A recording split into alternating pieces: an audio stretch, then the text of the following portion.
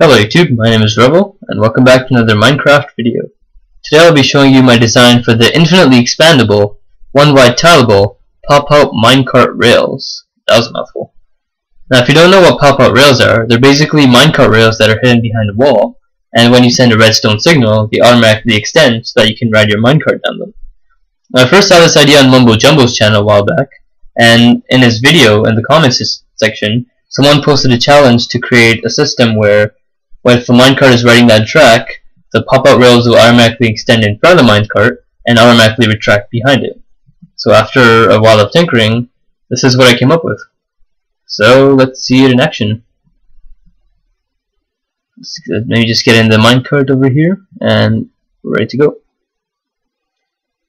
As you can see, as I'm traveling down the tracks extend automatically in front of me, and behind me they're just automatically retracting, and the wall block goes back in place. And this actually works in both directions, so you don't have to worry about that.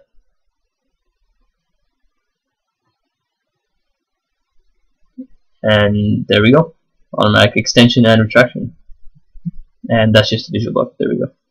And you don't even have to be inside the track, inside the minecart, for this to happen as well. So let's get another view of this going on.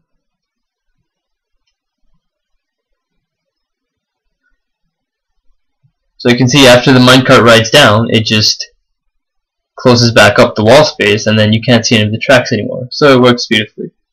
Now if you look at the redstone inside the system, yeah, there's a lot of it down there, but it's basically the exact same pattern repeated across each of these columns here. And that's because it's one wide tileable, which means you can, when you're building it, it's basically the exact same pattern copied down for every column, and you can extend it to for however many tracks that you want it for. So here I only have a 32 wide section of track, but you can have it as long as you want it to be. And over here I have a section of the track cut out here, and it's basically a one wide column, and you can see each of the components that make up the double piston extender. Here, yeah, you have the two pistons that are going to extend the track, and here's the piston that's going to retract the wall block so that the track can actually go out. And the rest of it is just mainly for the timing, so that this thing can work properly and without any trouble. So when the minecart is passing over the track, it's going to trigger one of these detector rails right here, and that's going to power the redstone line underneath it. So we can just simulate that with a flick of the lever here, and when I turn on the lever, this wall block goes down, and the double piston extender automatically pushes the track out. But then when the minecart has finished passing and the signal goes back down again, the track retracts first, and then the wall block goes up. So for this to happen in that order, where wall down, track out, and then track in, and then wall up, I need to use a pulse extender to make this piston wait basically until the track was finished moving. So I did this using a hopper to hopper pulse extender right here, and I have a delay of 4 items, and that's basically enough time for the piston to wait until the track has finished going in and out. Now the rest of this stuff is actually mainly to get it to be one wide tileable, because if I have any redstone dust in the system, and if I just add random current to it, I am powering this redstone over here, but I'm also powering the redstone beside it.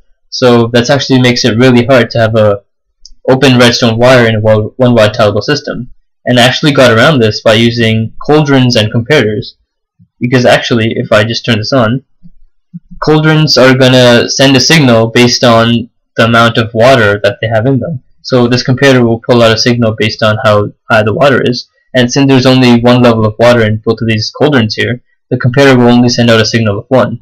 So the signal is going to be powering the block, the redstone dust in the first column, where all this redstone is, but beside the column there's nothing powered. So each of these columns are isolated, and this system actually becomes one wide tileable. So that's how I got the one wide tileable thing to work, by using cauldrons and comparators. Now if you want to build this for yourself, this is basically all you need, because it's one wide tileable and you can just see everything in the screenshot right here. It's important to note that the delays of all the repeaters are 1 except for this one, which is set to 3. And you do need all these torches because they provide the exact delay for the double piston extender to work. And also, when you at the start and end of the track, you need a 4 4 detector rail and 4 power drill delay, because the minecart needs time to travel across before these tracks pop out for it.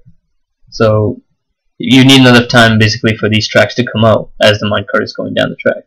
And you also need to alternate detector rail and power drill, because you want to keep it moving as fast as possible, and also the detector rail will pick up the signal from the minecart even if there is a power drill in between.